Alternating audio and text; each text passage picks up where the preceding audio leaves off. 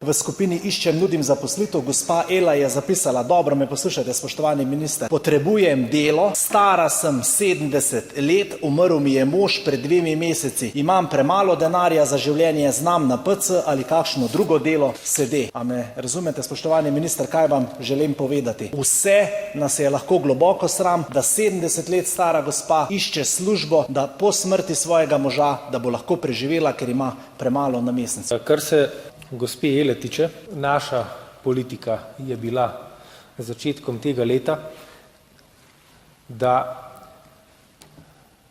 vdovec ali vdova, ki mu ali ji premine partner, prejme vsaj zagotovljeno pokojnino. Če to malo karikiram. Če sta prej dva živela v revščini, en z pokojnino 400 evrov, drugi pa s pokojnino 500 evrov, je tisti, ki je preživel, dedoval pokojnino 500 evrov. Po novem, od letošnjega leta, deduje pokojnino 748 evrov, kolikor letos znaša zagotovljena pokojnina.